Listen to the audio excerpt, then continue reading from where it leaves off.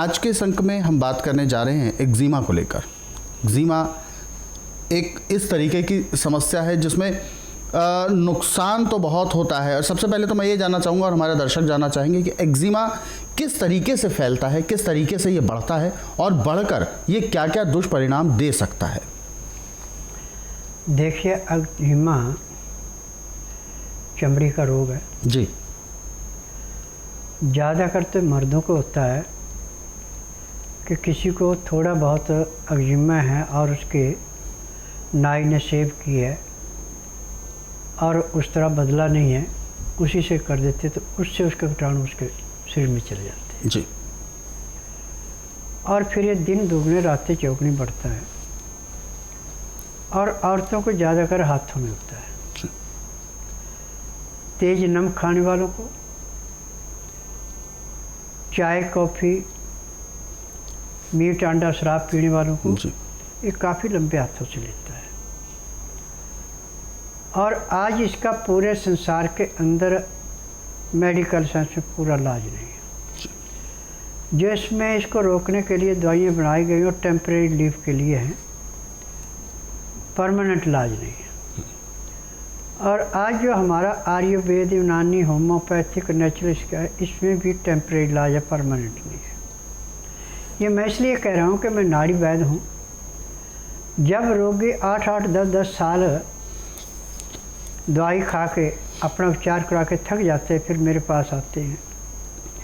मैं नाड़ी प्रश्न जब बताता हूँ कि देखिए आपने ये गलतियाँ की हैं,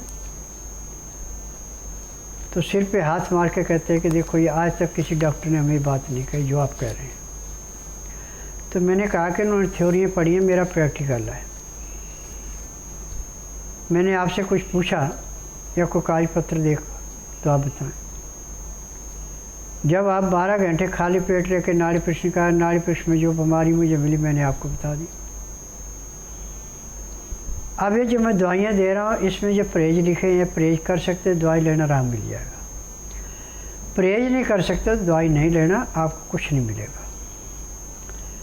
स्टार्टिंग एक्जिमे में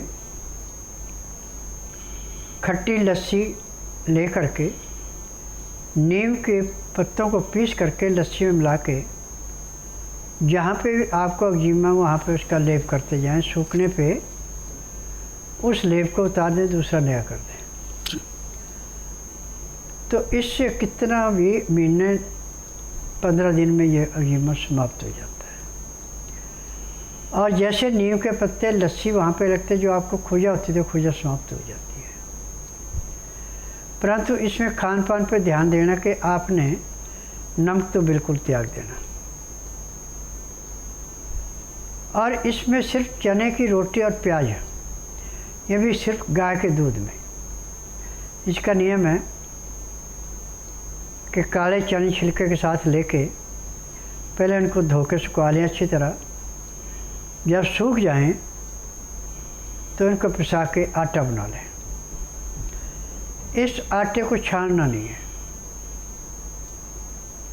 अब इस आटे को भी उतना लेना जितनी आपको भूखा, उससे फालतू नहीं लेना। और जितनी भूखा उतना आटा लेके उतना उसमें प्याज बारीक करके काट के मिलाना। फिर उस आटे की रोटी ऐसे बनानी जैसे आप मक्के की या बाजरे की रोटी बनाते हैं। और ये रोटी जो है आपकी जब बन के सीख गई तो आप गाय का दूध या बकरी के दूध के अंदर इसको चूर के मसल के खाना है।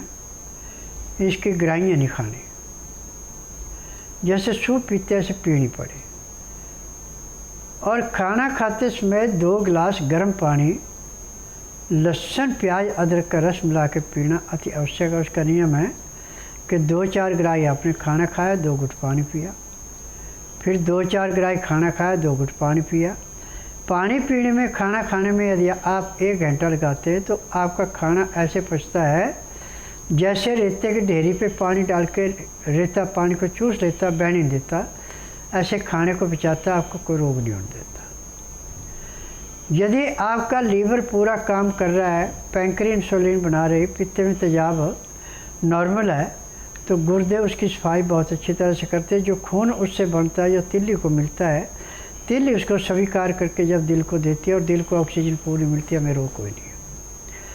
परंतु जब प्रदूषित खून आता है, तिल स्वीकार पूरा नहीं करती है और जितना दिल को देती है वो भी पूरी ऑक्सीजन ना मिलती, उसमें कीटाणु बढ़ते हैं, तो आपका रोग दिन दुगने रातें चौगुने बढ़ता है।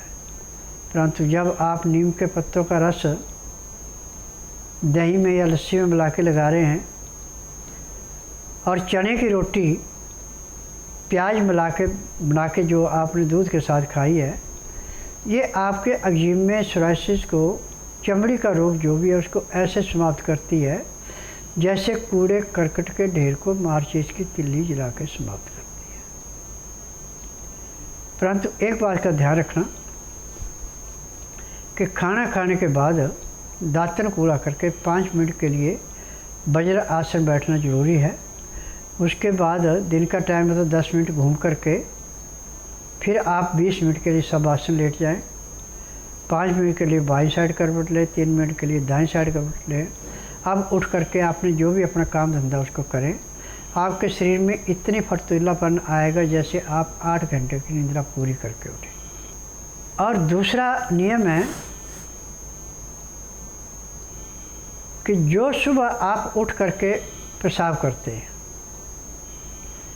इस पेशाब को थोड़ा सा बहने दें, बीच का पेशाब किसी बर्तन में इकट्ठा कर लें, लास्ट का पेशाब भी छोड़ दें। नहाने से आधा घंटा पहले इस पेशाब में रुई भिगो के जहाँ जहाँ पे आपको एक्जिमा है वहाँ पेशाब में भिगो के रुई को अच्छी तरह से उस पर रगड़ना। थोड़ी देर के लिए उसमें चिरमिराहट होगा, उसके बाद ठंड पड़ जाएगी। आधे घंटे के बाद हल्के गर्म पानी से स्नान करें। स्नान जिस पानी से करना उसमें नींबू का रस थोड़ा मिला के नहाते हैं तो जो भी शरीर के अंदर कीटाणु ऐसे नष्ट होते हैं जैसे जलती अग्नि में पतंगा नष्ट होता है। और जिनका एक्जिमा से पानी निकल रहा है उनको चाहिए कि सबसे पहले तो आप तांबे का कोई पत्रा लाएं या तांबे की तार लाएं, उससे उस जगह खुरचे जहाँ पे आपको एक्जिमा है। खुरचने के बाद उससे खून निकलेगा, डरने की ज़रूरत नहीं है।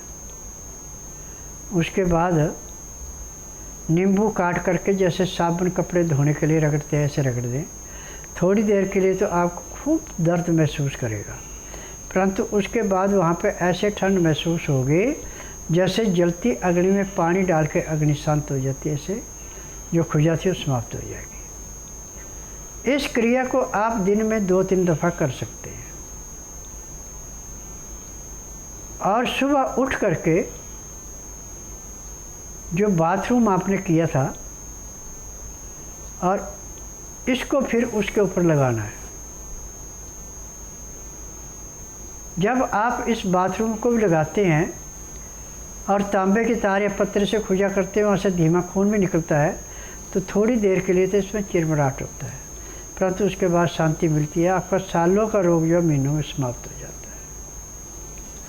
परंतु खाने में विशेष ध्यान देना कि नमक बिल्कुल नहीं। गाय का दूध और चने की रोटी। चने की रोटी जो है वो छिलके वाला चना चाहिए, छिलका निकाल कर नहीं फेंक करके दाल का आटा पिसा लिया उसकी रोटी बनाइए तो आपको पूर्ण लाभ नहीं होगा। क्योंकि जो छिलका किसी भी चीज़ का, इसके अंदर potassium, sodium, magnesium, phosphorus, silicon, ये सारी चीज़ें इसके अंदर जितनी हमें ज़रूरत होती है इतनी मिलती हैं। और ये चीज़ें यदि पर्याप्त मात्रा में पेट में जा रही है तो हमें रोग भी कोई नहीं है।